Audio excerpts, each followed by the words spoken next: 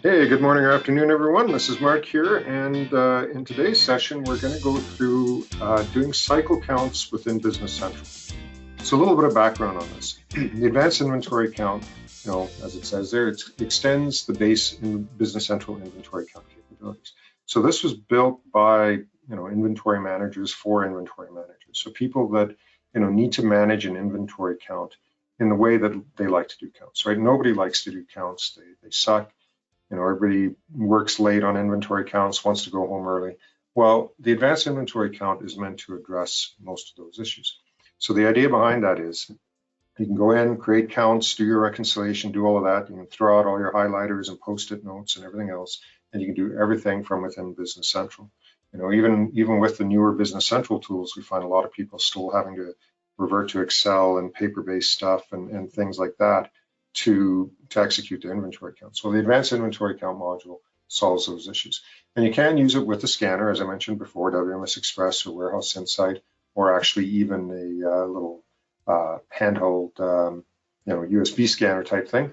But you can use it with if you've got a paper-based process, tag-based process, scanners, whatever you need, you can use the advanced inventory count with that. And it will work with a full physical inventory, so you can generate a full physical inventory count, or you can do periodic cycle counts with it. So you don't need the new cycle count scheduler to do cycle counts with the advanced inventory count. The cycle count scheduler just helps automate that.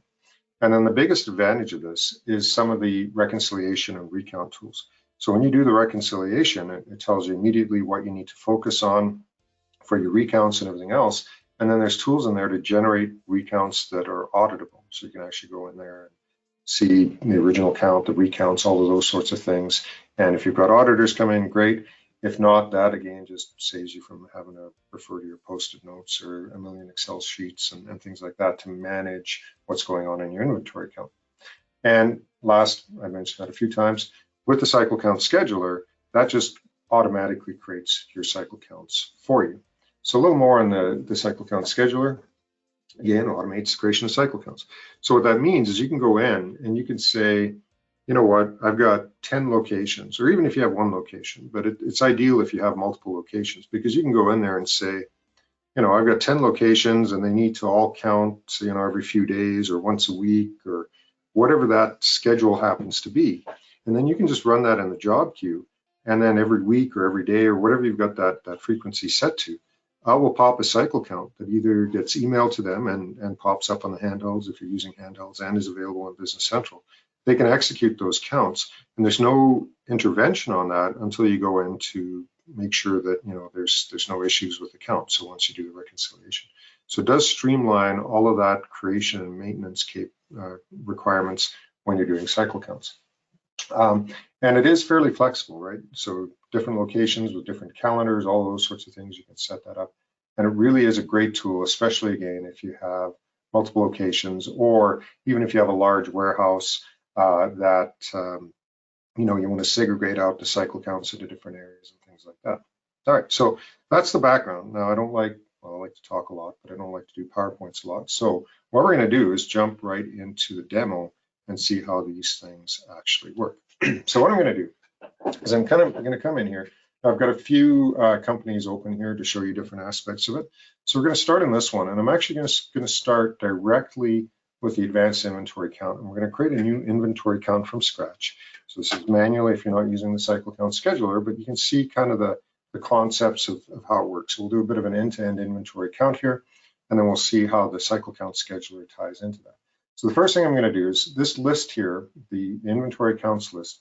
This gives us a list of all the counts we've done since the beginning of time, along with the statistics of those prior counts. So if I just jump into this company, you can kind of see that, right? We've got, whatever number of counts, this could be hundreds of counts, and we track all the statistics, and you can, do KPIs and charting and all that to see if you're improving your inventory count performance, those sorts of things. So that list gives you, everything you've done in the past by location.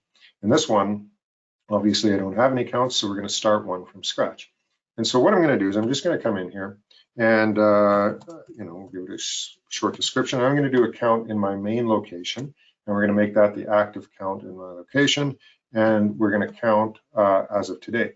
So this inventory as of date, what this allows us to do is, if you're doing a full physical count, you can prepare that count well in advance and set the posting date or the as of date to this particular date.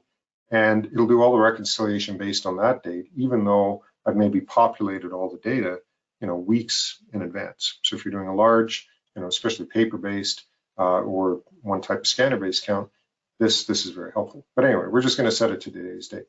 Then what we've got down here, we can ignore most of the rest of this.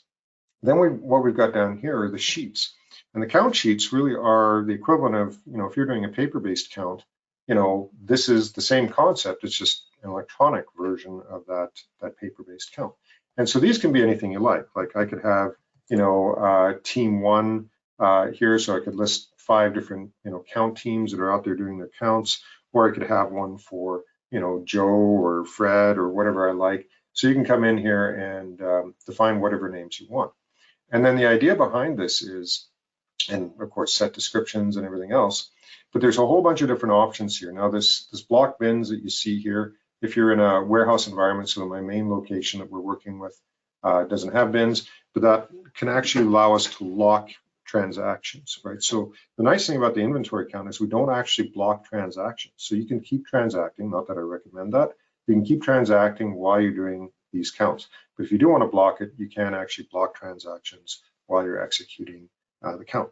And then you've got a bunch of filters you can set here to decide what's actually going on each individual count sheet. So I could do it by warehouse location or items, like so maybe Joe counts all the numbers starting with 1, and team 1 counts everything that's not 1, or whatever you want. So you can set up all of these different filters to control what shows up on the sheet.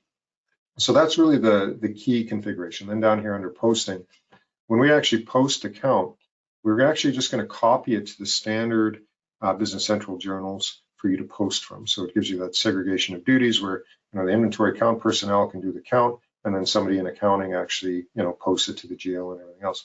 So you'd set all your batches and everything.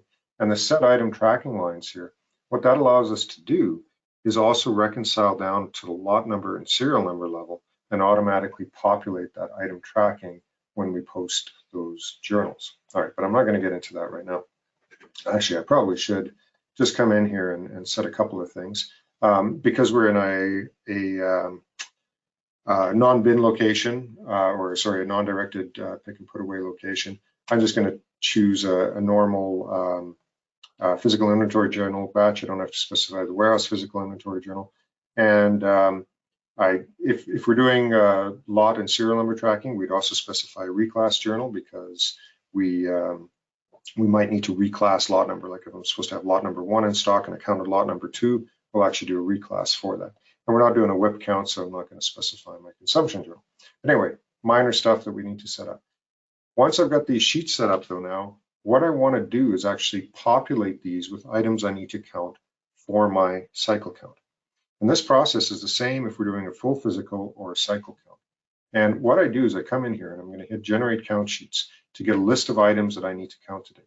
The other option is we could leave this blank and just send people out to fill in what they've actually found out there, rather than give them a list of items to actually go and count. But in my case, I'm going to hit generate count sheets, and we've got a bunch of options up at the top here. So the initial options, whether we want to include items with inventory or not, that's typically always on, unless you're doing, a check just for, 0 quantity items and you just want to count those.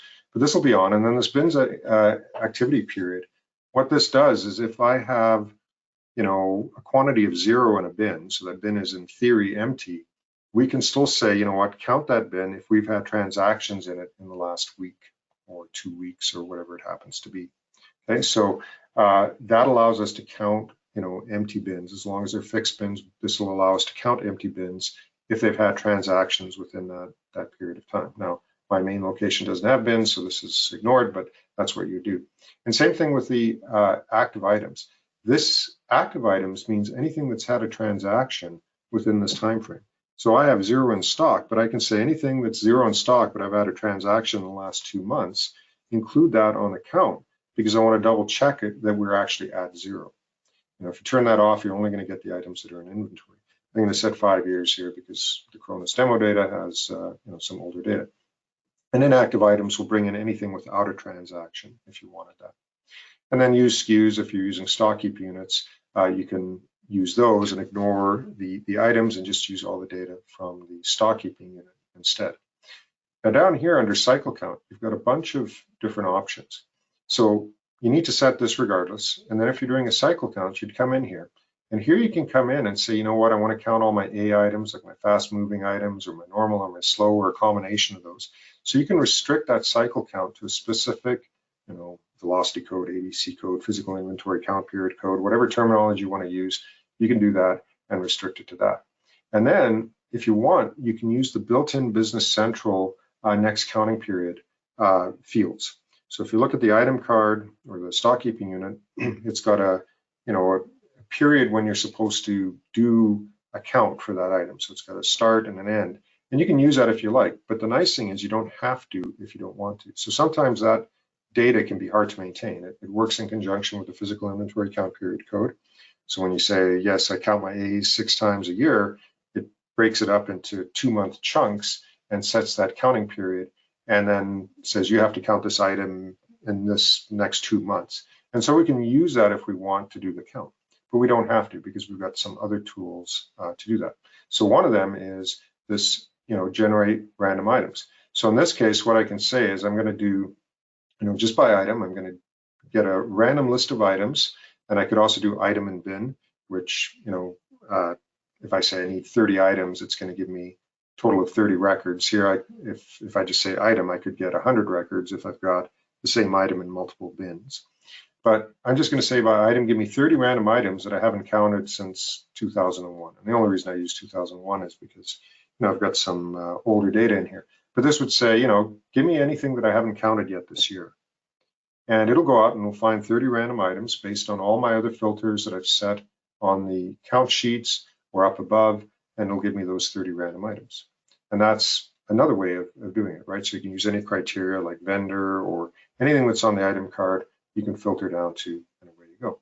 So I'm just going to hit OK on this, and it's going to go out and it's going to generate those count sheets. It'll take a sec to wake up for the first time I've done it today, and it'll get going hopefully soon.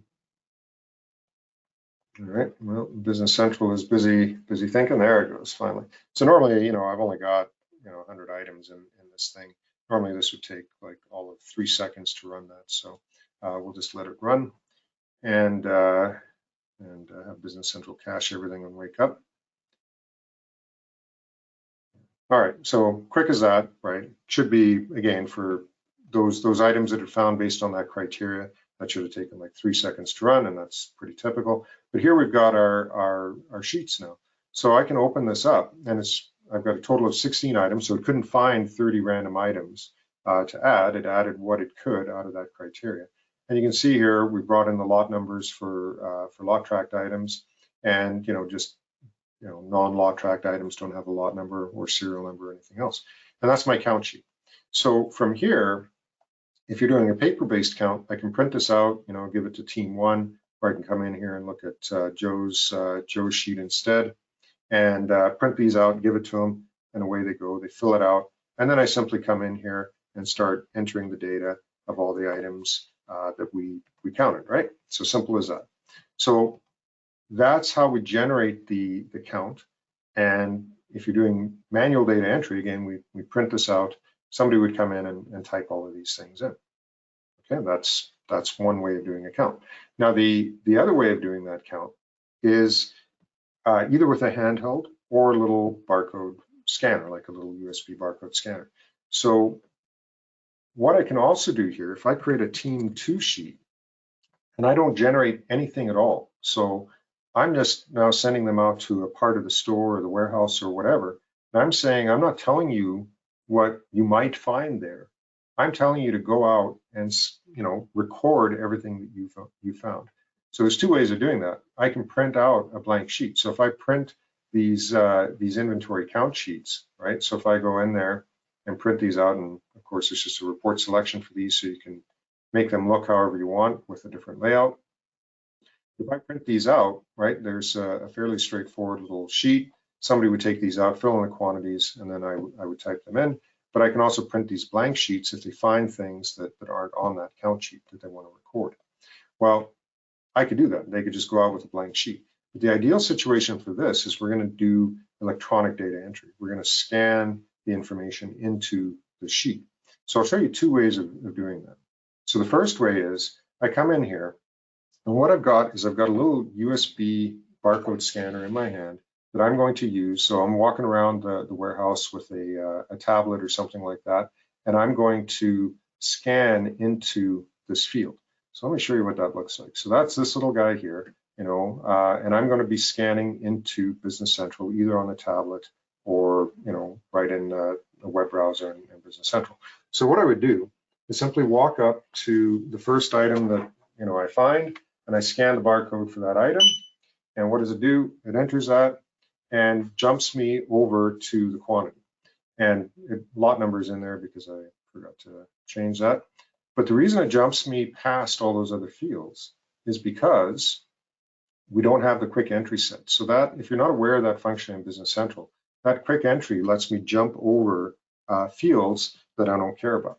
So for example, again, I'll scan another item barcode. So scan the item barcode and immediately it jumps over the quantity. I enter my quantity, I hit enter, and then I scan my next item and so on. And well, let's do 7 and so on and so forth. So that's how you can do an inventory count using a very cheap, simple barcode scanner and a tablet, walking around, scanning your barcodes and entering your quantity. And again, this location doesn't have bins, but if I had bins, I'd then land on the bin, I'd scan the bin code, and I'd enter the quantity. So that's one way of doing that electronic data entry. Another way of doing that is with WMS Express.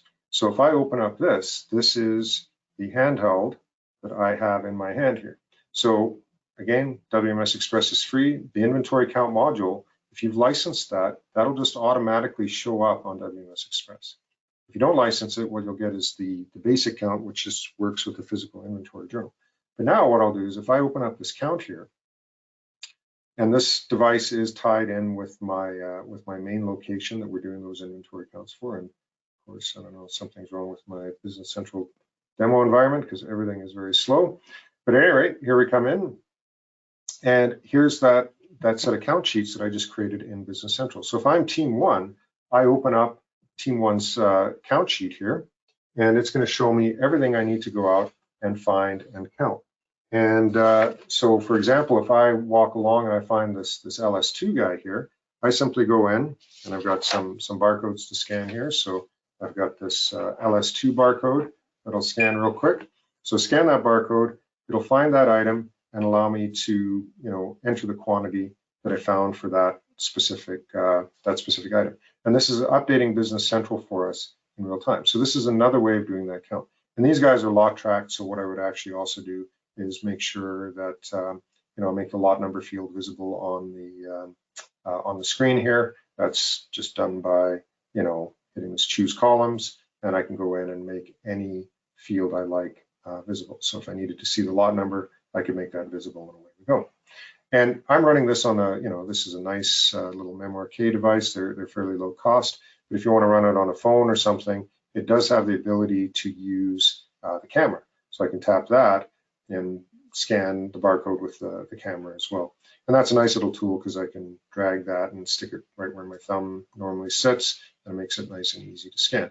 So this is how we can do a inventory count with WMS Express. And of course, the software, the WMS Express software is free.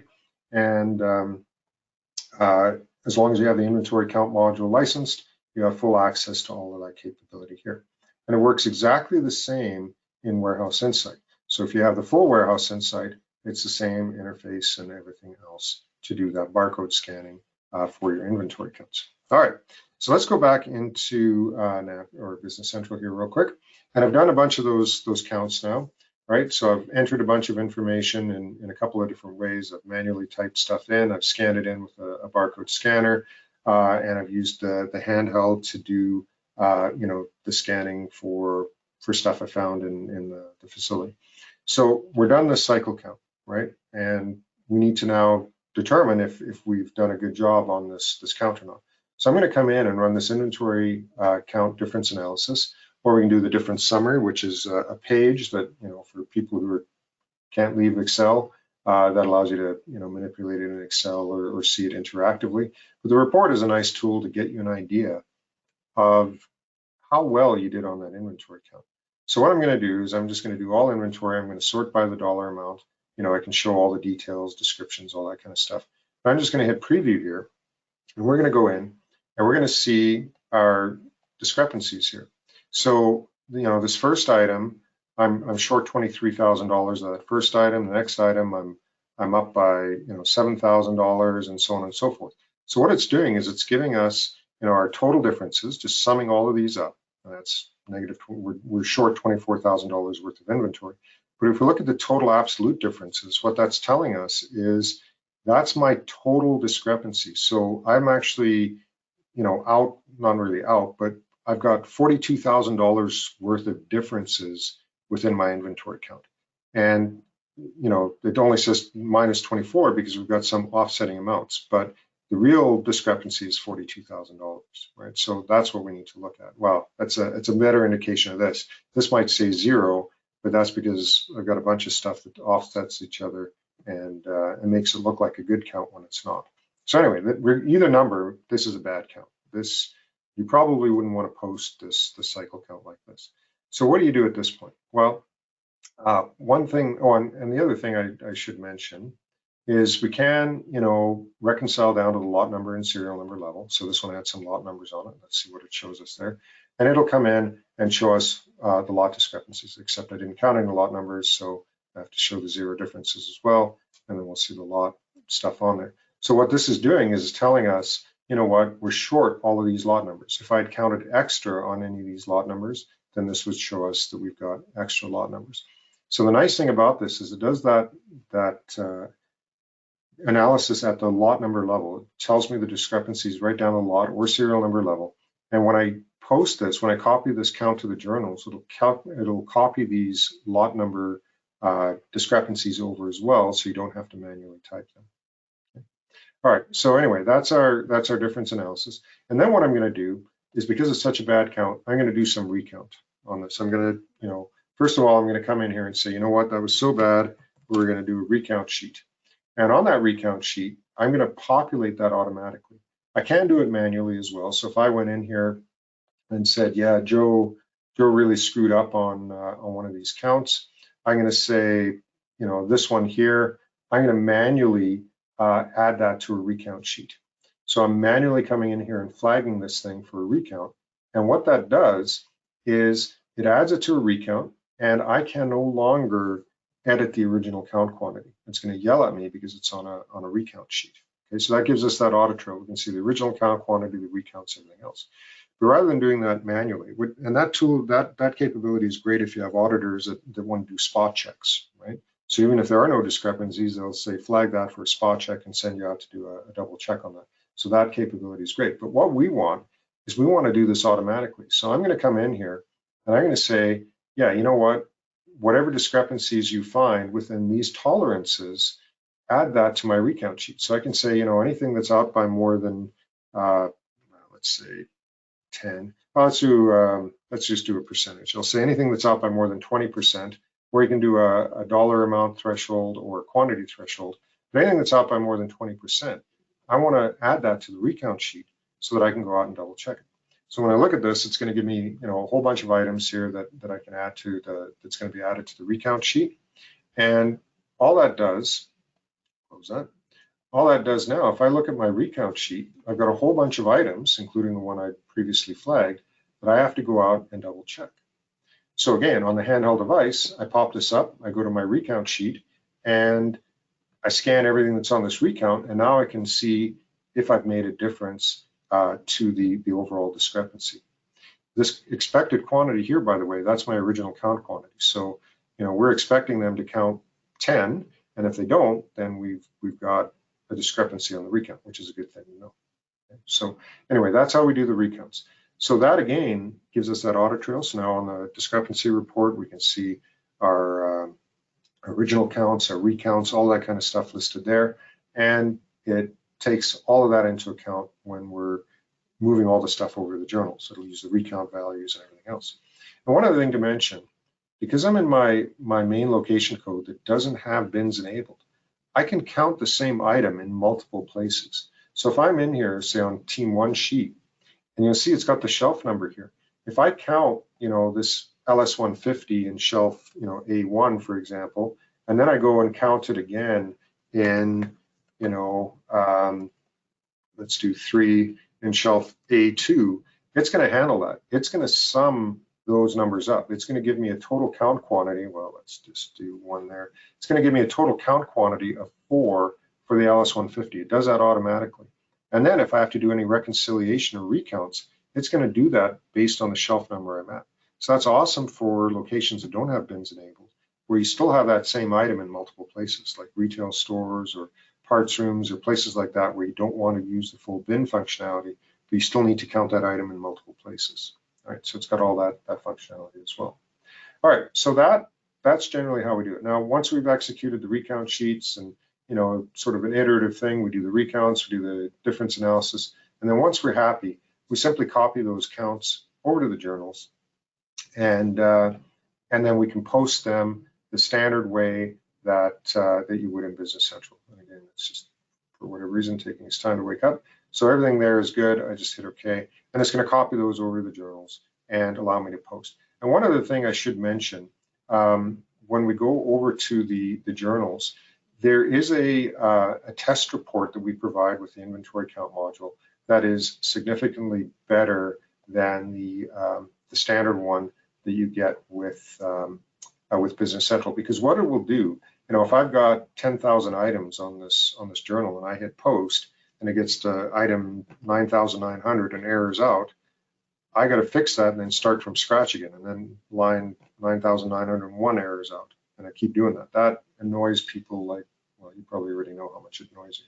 So what we have the ability to do is come in there, and we have a test report that allows you to look at what might not post properly based on posting groups, based on item tracking, all of that kind of stuff. It'll come in there and it'll give you a list of the things that may not post if you run. So in this case here, we've got some things here. We've got some missing tracking lines because we didn't count any of that kind of stuff. And actually, the reason we've got the missing count item tracking lines, this is actually a good example here, is because I didn't set it up to copy the item tracking over to the journals. So I can't post this. If I try to post this, it would fail because I haven't specified which lot numbers to negative adjust on this. And the reason for that is on the inventory count, I set it up to not set the item tracking lines. If I turn that on and do that again, it's just going to yell at me that there's stuff on there. We don't care, and we're good. So we'll come in and have a look at that again, just as an example. And now, if we look at any of these guys here, I'll just open up the item tracking lines. We'll see it's actually set the lot numbers to negative adjust. And now if we run that test report, we'll come in and we'll be able to see that there's probably no errors, and this thing will post. I'll just leave it all on there. And we'll see that there's no errors flagged on this list. And if we post it, that's going to be our adjustment. Okay, simple as that. So that's the end-to-end sort of inventory count process. And of course, it'll work with advanced warehousing, just bins, whatever configuration you have within the system. Now, if you have a lot of locations and you have to go in there and create, this inventory count for 10 locations, 3 times a week, and generate count sheets and, use the default values or change these values based on the location you're in and all that, that is probably painful, right? Maybe if it's only, 2 a week or something, you can spend the 5 or 10 minutes doing this twice a week. But why bother when we have a tool that automates all of that for you? So if we go in here, it's a different company with slightly different data. And now we're going to look at the cycle count schedule. So when I open this guy up, what it does, I've got a whole bunch of schedules defined for different locations. And you can see we've got a different count frequency. So in this location here, for the specific criteria I've set on this, we're counting once a week. These guys count every 3 days. These guys count every 1 day. Down here in my silver location, where I've got a lot of data in that location, a lot of items and a lot of transactions, my A items I'm counting every 3 days. And so what I'm going to do is I'm going to create a new one to count my B items. And this is our physical inventory count period code here, right?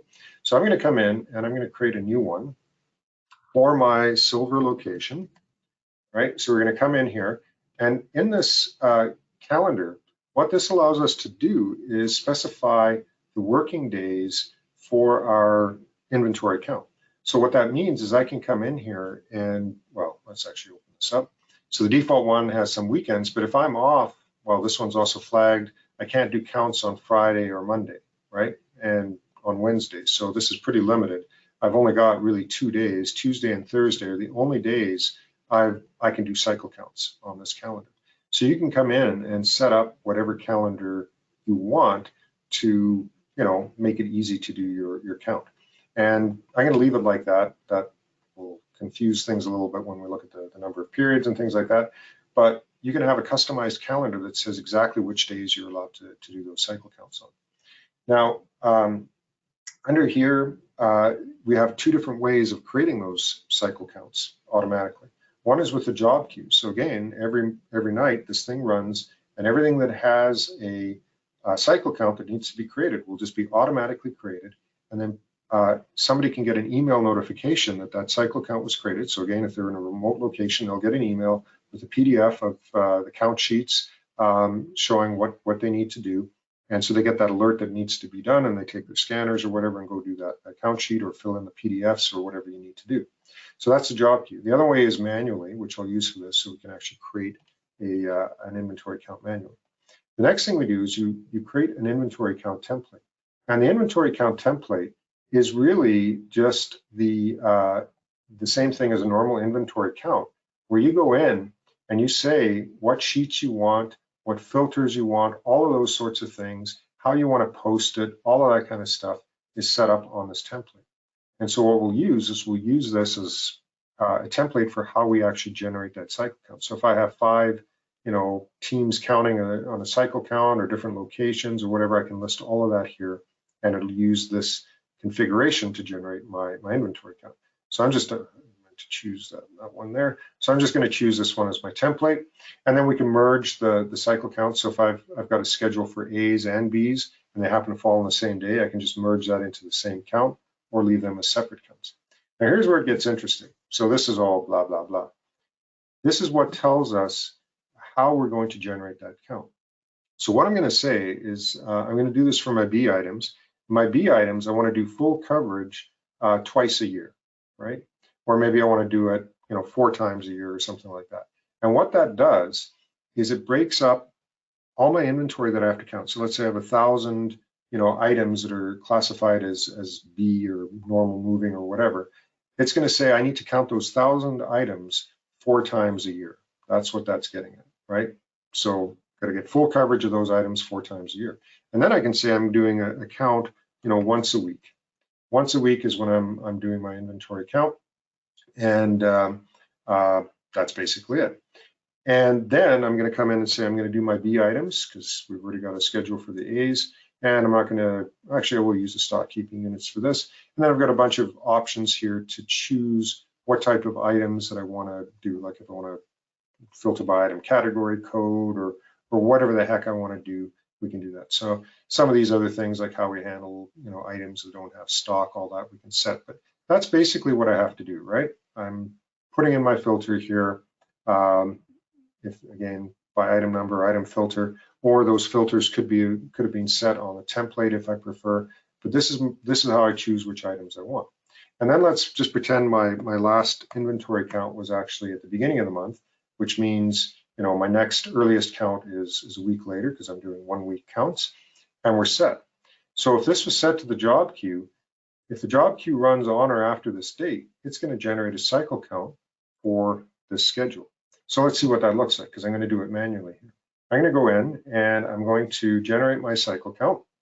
And when we hit OK, it's going to go in there and you can see it's done some stuff. And it tells us now what it's actually done or what it's calculated for the cycle count it's generated. So it's telling me that it found 62 items based on the criteria I've specified that need to be counted. And there's, 46 of those don't have inventory, so that'll impact how we add those to the count sheets. And what it's done is it's created a cycle count with 5 items on it. That's it. So why 5 items? Well, because it's going in and it's saying, okay, because I'm counting 4 times a year, I have to finish my current, period, my coverage period by the end of September, which really is, what is that, 6 weeks that I've got? No, sorry, 10 weeks that I've got until the end of September. So 10 weeks, and I'm counting once a week, so I've got 10 cycle counts left till the end of the period, 10 or 11, depending on, whatever the number of weeks are. So it's taken these 62 items, divided by 10, and given me 5 items to count. So that's what it's doing. It's calculating it based on all of that criteria there. If I change this to, 1 month, this number is going to go way up because I've got fewer counts to count those 62 items. Now, once I've counted these 5 items, this number is going to go down. If I forget to count these items, well, my next count, this number is probably going to be higher. So if I don't count items that I was supposed to, it's going to take that into account and ensure that we're always going to do the full coverage, regardless of whether I missed a count or counted extra or whatever I happen to do. So that's really all it does. And all it did there was it went in, it created my cycle count for me, and we're good to go. Again, that also would have been emailed had I set an email address as a PDF. And the PDF is just the count sheets that I showed you earlier, the ones that you can print out if you're doing paper-based counts. And then somebody can use those count sheets, again, either to fill them in and send them back, or it's just an informational thing to say, hey, you've got a cycle count to do, break out your scanner and go out and do that cycle count. Okay.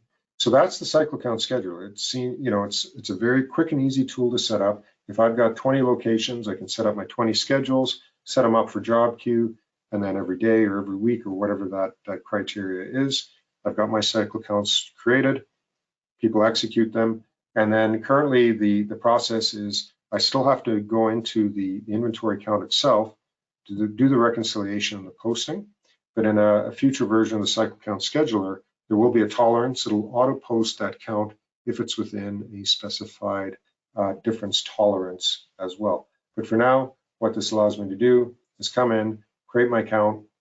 It'll go in and generate that count for me, and we're done. Simple as that. All right, let's go back in here. All right, so now licensing on this. So the cycle count scheduler that you just saw is free. It'll be available on AppSource shortly. Not sure the exact time, but pretty soon here. If you want an alert for when that's going to be available for you, you can go to our website and just get a notify me, and we'll just send you an email when it's ready, but it should be pretty quick.